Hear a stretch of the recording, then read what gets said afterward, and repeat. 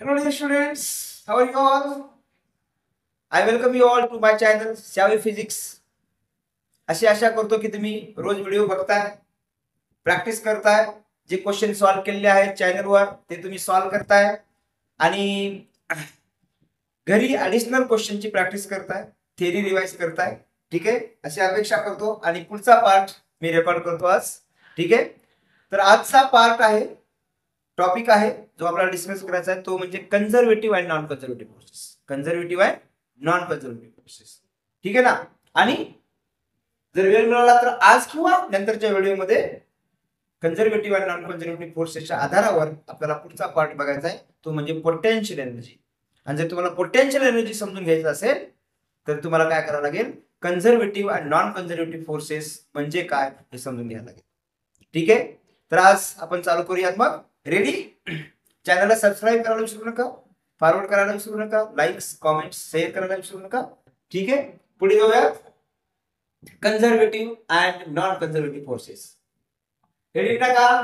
Conservative conservative conservative and non conservative non conservative non conservative force. Conservative and non conservative forces. ठीक आहे. अच्छा, त्याचा पहिला part conservative force म्हणजे काय. मी काय करतो, दोन कॉलम काय म्हणतो, दोन कॉलम बनवतो आणि एका साईडला कन्झर्वेटिव्ह फोर्स म्हणजे काय आपण बघूया आणि दुसऱ्या साईडला नॉन कन्झर्वेटिव्ह फोर्स म्हणजे काय हे आपण बघूया. चालेल, काय हरकत नाही. रेडी? तर दोन कॉलम बनवले. ठीक आहे, दोन कॉलम बनवूया आपण. एका साईडला कन्झर्वेटिव्ह फोर्स, एका साईडला कन्झर्वेटिव्ह फोर्स आपण बघूया.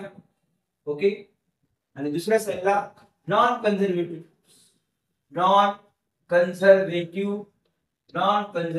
फोर्स म्हणजे काय ते आपण. चालेल.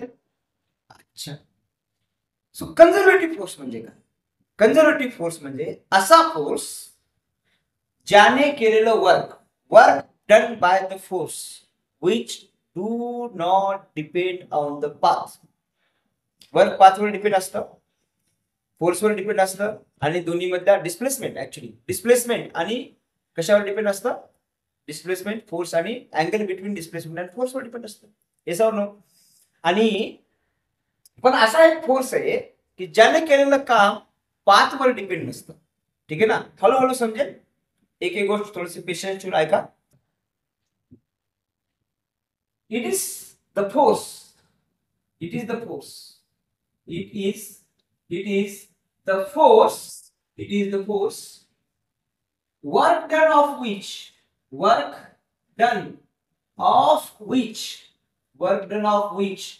do not depend on the path followed. म्हणजे बॉडीनी एका ठिकाणाहून दुसऱ्या ठिकाणी जाताना वेगवेगळ्या पद्धतीने जाऊ शकते. ओके, वेगवेगळ्या पद्धतीने जाऊ शकते. कधी अशी जाऊ शकते, अशी जाऊ शकते, अशी जाऊ शकते. पण सगळ्या ठिकाणी म्हणजे या पाथनं गेल्यानंतर काही वर्क झालं, या पाथमध्ये गेल्यानंतर वर्क झालं, या पाथमध्ये गेल्यानंतर वर्क झालं, हे तिन्ही वर्क इक्वल राहते, पाथवर डिपेंड असेल. इनिशियल पोझिशन काय होती, आताची पोझिशन काय त्याच्यावर डिपेंड असेल. It depends only on initial and final path. So it is the force. Conservative force म्हणजे काय, असा फोर्स ज्याने केलेलं काम पाथवर डिपेंड नसतं.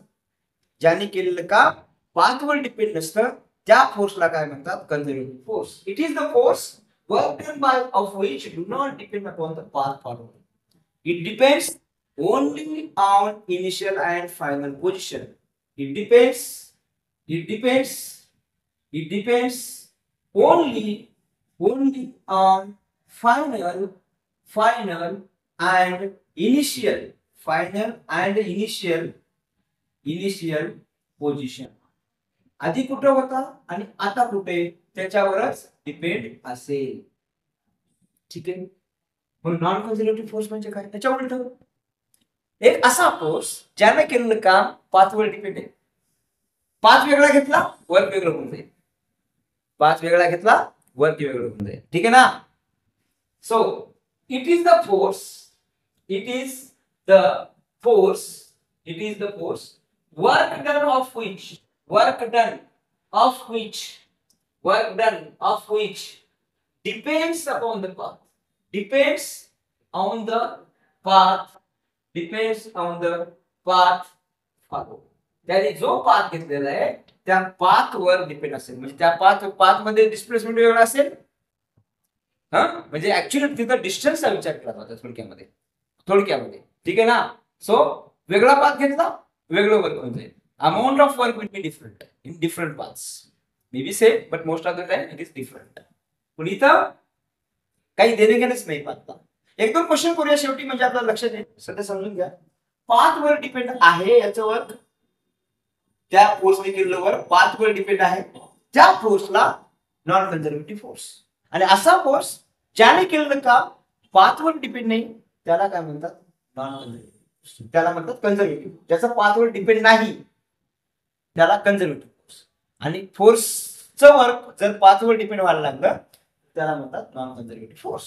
अच्छा, सो इथं ह्या पद्धतीने ऍड करायचं असेल तर करू शकता तुम्ही. काय ऍड करता येऊ शकतं, it depends on the path, it depends only on final and initial position, it depends upon the actual path, it depends upon the actual path. Okay, वेगळं याची गरज नाहीये. आता काय बघा, समजा एखादी बॉडी जाऊन फिरून परत त्या ठिकाणी आली, म्हणजे क्लोज पाथ झाला. आणि क्लोज पाथ मध्ये झाल्यानंतर इनिशियल आणि फायनल पोझिशन एका ठिकाणी आहे, डिस्प्लेसमेंट 0 झालं, वर्क होणार. त्याचं वर्क आपण काउंट नाही करणार. तो जाऊन आला, काम झालं, पण आपण काउंट नाही करणार. ओके, सो कन्झर्वेटिव्ह फोर्सचं क्लोज पाथ मध्ये वर्क डन 0 असतं. कन्झर्वेटिव्ह फोर्सचं वर्क डन मध्ये वर्क डन काय असतं, 0 असतं. वर्क डन काय असतं, 0 असतं.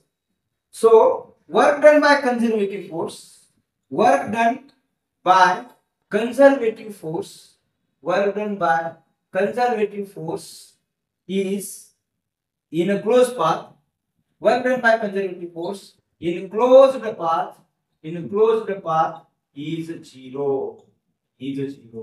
आणि इकडे काय लिहिता येईल, work done by non conservative force, work done by non conservative force, non conservative force in a closed path, in closed path, in a closed path is not 0, is not 0. Work done by non-conservative force in a closed path is not 0. ठीक आहे. अच्छा, याचे examples काय, याचे examples आहेत gravity force, gravitational force, gravitational force. दुसरे example आहे spring force, spring force. तीसरे एग्जांपल है इलेक्ट्रोस्टैटिक्स, इलेक्ट्रोस्टैटिक. आणि इकडचे एग्जांपल है फ्रिक्शनल फोर्सेस, फ्रिक्शनल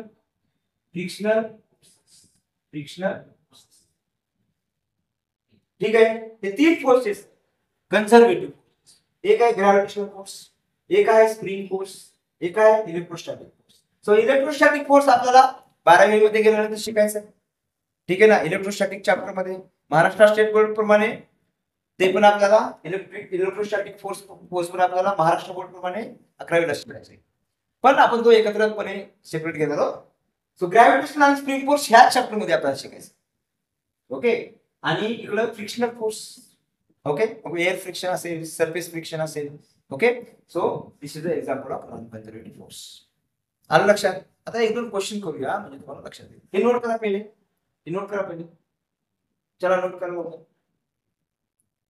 दिसते सगळं. लाईट मुळे थोडासा प्रॉब्लेम होतोय का, थोडीशी लाईट पडते, इथे थोडीशी लाईट पडते, इकडे थोडीशी लाईट पडते, बरोबर, आणि इकडे थोडीशी लाईट पडते. तर मी टेक्स्ट असा लाईट मध्ये येणार नाही ह्या पद्धतीने लिहायचा प्रयत्न केलेला आहे. पाहू तुम्हाला किती दिसतंय. काही अडचण असेल ना तर मला कॉमेंट मध्ये सांगत चला.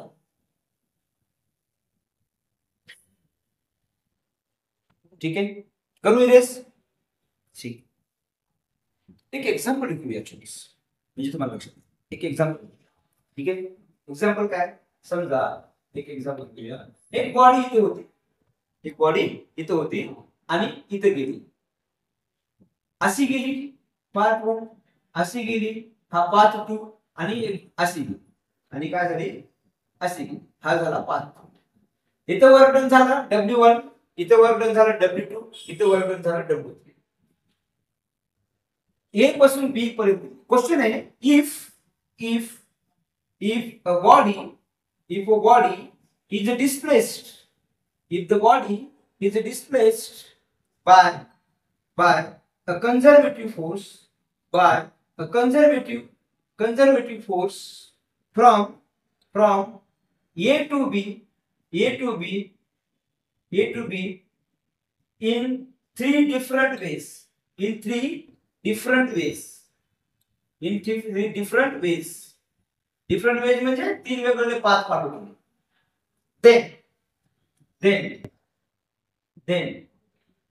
then option A, W1 is equal to W2 is equal to W3. Option B, W1 is not equal to W2 is not equal to W3. Option C, W1 is equal to W3 is greater than W2 is greater than W2. Option D, W1 is equal to W3 but less than W3, less than W2, less than W2. चला काय असेल, एक body आहे, एक पासून बी पर्यंत नेली, पण हे नेण्याचं काम कुणी केलेलं आहे, कन्झर्वेटिव्ह फोर्सने. कुणी केलेलं आहे, कन्झर्वेटिव्ह. ग्रॅव्हिटी फोर्स किंवा स्प्रिंग फोर्स किंवा कशाने केला असेल हे झालेलं आहे. आता तुम्हाला वाटत असेल सर इथं डिस्प्लेसमेंट जास्त आहे, इथं डिस्प्लेसमेंट कमी आहे, इथं डिस्प्लेसमेंट जास्त, डिस्टन्स कव्हर कमी जास्त आहे, वर्क वेगळं असेल. नाही, कन्झर्वेटिव्ह फोर्स आहे ना, कन्झर्वेटिव्ह फोर्सला 5C काय दिलं गेलं, आधी कुठं होता, आता कुठे इथे. शॉर्टेड डिस्टन्स किती झालं, एवढं झालं. शॉर्टेड डिस्टन्स किती झालं, एवढं झालं. सो फोर्स इंटू हे डिस्टन्स इंटू त्याच्यामधला अँगल आपल्याला बघायचं. 5C काहीच देणे गेलं. मग ह्याच्यामध्ये काय, work done by this force in all this forces is same. So W1 is equal to W2 is equal to W3 हे आन्सर असेल. अशा प्रकारचे प्रश्न येते तुम्हाला. तर बघायचं आधी वर्क कुणी केलं, कन्झर्वेटिव्हने केलं की नॉन कन्झर्वेटिव्ह. काय answer, W1 is equal to W2 is equal to W3. ठीक आहे, हाच प्रश्न असा दिला, if a body is displaced by a non conservative force असं दिलं तर हे आन्सर नाही. मग तिथे आन्सर काय, हे तिन्ही वर इक्वल राहणार नाहीत. W1 W3 इक्वल राहील का, सांगू नाही शकत, असू पण शकतात पण कन्फर्म नाही सांगू शकत. कन्फर्म काय सांगू शकतो आपण, हे तिन्ही वेगवेगळे नसतील, बाय चान्स इक्वल असू शकतात, तो विषय वेगळा. समजते ना. तर इफ थोडक्यात काय, work done bye non conservative force depends upon the path, work done bye conservative force do not depend upon the path, this depends upon the path, non conservative depends upon the path. ठीक है, erase करू, note करा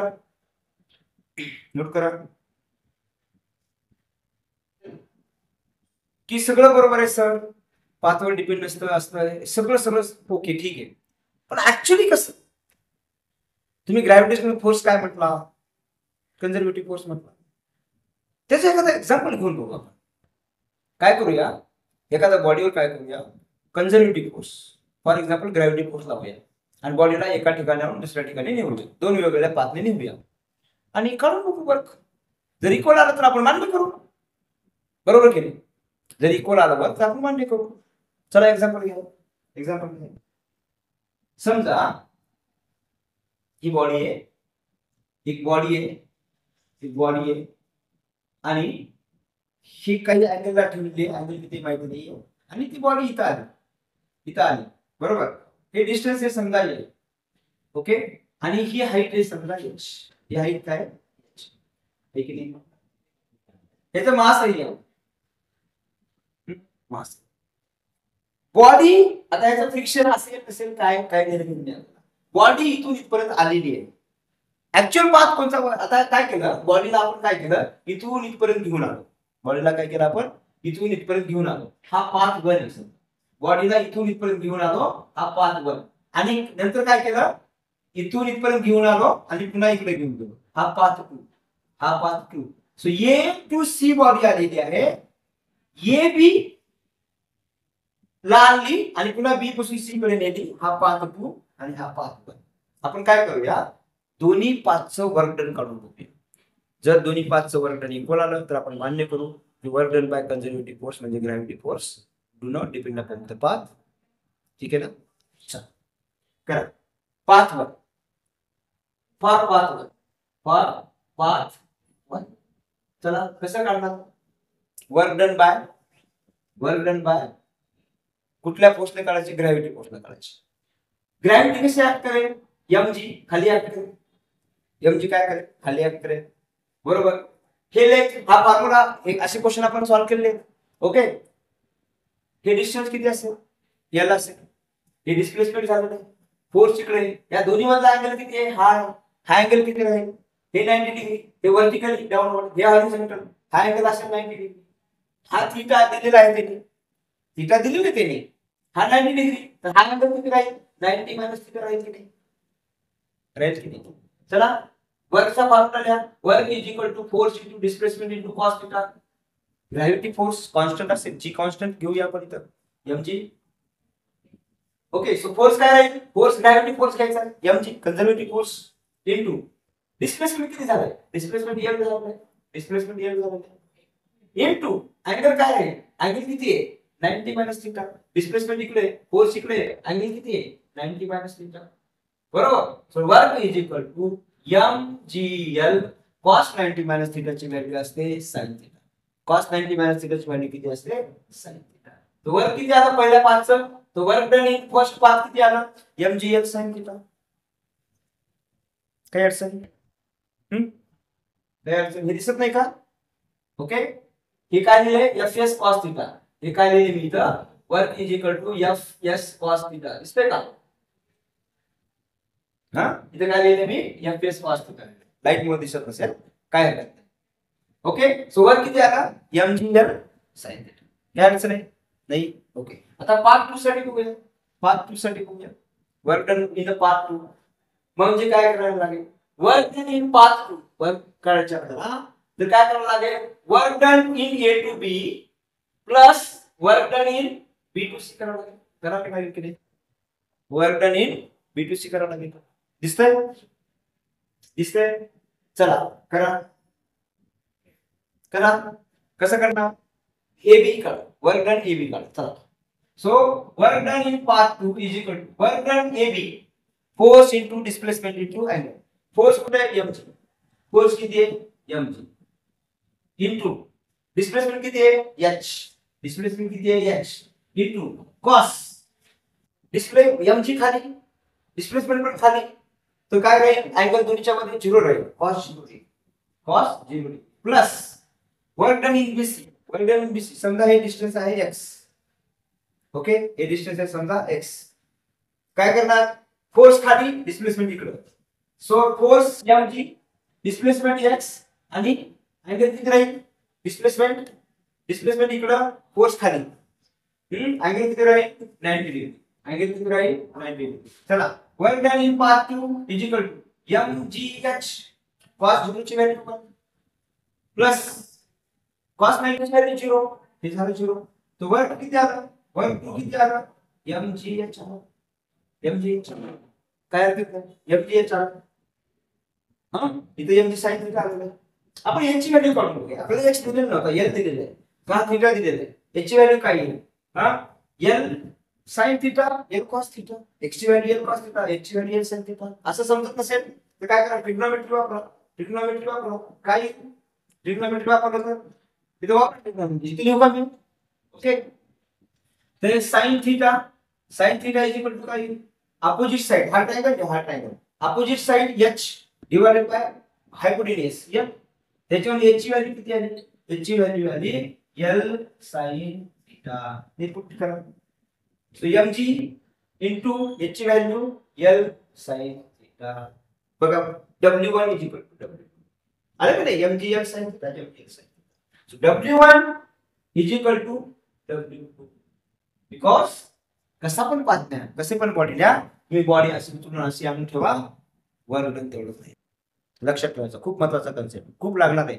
work done by conservative force do not depend upon the path. It depends only on initial and final position. आहे लक्षात? सोपं आहे. चला पुढचं एक्झाम्पल घेऊया. ओके, क्लोज पाथ मध्ये कसं झिरो असतं ते आपण बघूया. चालेल ना? एक्झाम्पल घ्या. एक्झाम्पल घ्या. दिसतंय? दिसतंय ना? एक्झाम्पल 2 म्हणूया वाटल्यास.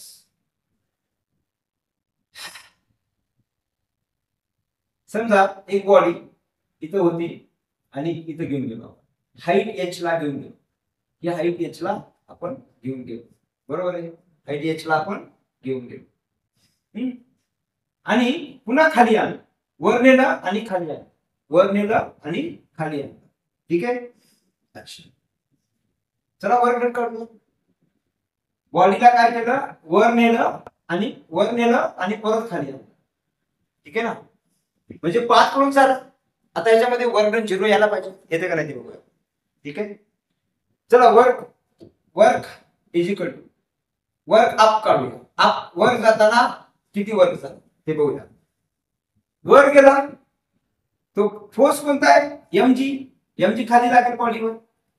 एवढा फोर्स लावा असेल म्हणून ते कसा लावा, कशी नेली त्याच्याशी काही देणं घेणं नाही आपल्याला. बॉडी तो वर गेली, फोर्स काय? mg खाली इंटू डिस्प्लेसमेंट किती आहे? h. mg खाली डिस्प्लेसमेंट वर इंटू कॉस थीटा. कॉस किती झाला? कॉस 180. तर वर्क अप वर नेताना वर्क किती झालं? कॉस 180 ची व्हॅल्यू -1 इंटू दिस मीन्स -mgh. ठीक आहे ना? आता खाली येताना वर्क डाऊन चा फॉर्म्युला काय आहे? वर्क डाऊन म्हणजे काय? वरून खाली येताना वर्क किती झालं? फोर्स mg, डिस्प्लेसमेंट तेवढंच झालं इंटू कॉस. डिस्प्लेसमेंट खाली, फोर्स पण खाली, अँगल किती झाला? 0 डिग्री. कॉस 0 ची व्हॅल्यू 1. काय आलं? mgh. आता टोटल वर्कचा फॉर्म्युला काय असेल? Total work done in close path. Total work done w1 plus w2 करावं लागेल. Work is scalar quantity, direct addition करा. -mgh plus mgh same. वर्कची व्हॅल्यू किती आली? कारण close path. Work done is what? Work done is 0 in a closed path because gravity is a conservative force. ठीक है? Gravity is a conservative force. समजतंय? काय अडचण? काही दिसत नाही का? हे दिसत नाही का? इथं काय लिहिलेलं आहे मी? इथं काय लिहिलेलं आहे? Work is equal to W1 plus. Okay, आणि W1 ची व्हॅल्यू -mgh, W1 ची व्हॅल्यू चेंज. ठीक आहे, काय अडचण? मी थोडंसं लाईटचा प्रॉब्लेम यायला लागला, लाईटचा मी वर्कआउट करतो. ठीक आहे, एक्झाम्पल आहे. समजा एक्झाम्पल आहे, एक बॉडी इथं होती आणि तिला आपण इकडे नेलं. ओके, सुरुवातीला बॉडी कशी आली? सुरुवातीला बॉडीला इकडे नेलं, एस डिस्प्लेसमेंट झाला. ओके, आणि बॉडीचं मास आहे समजा, आणि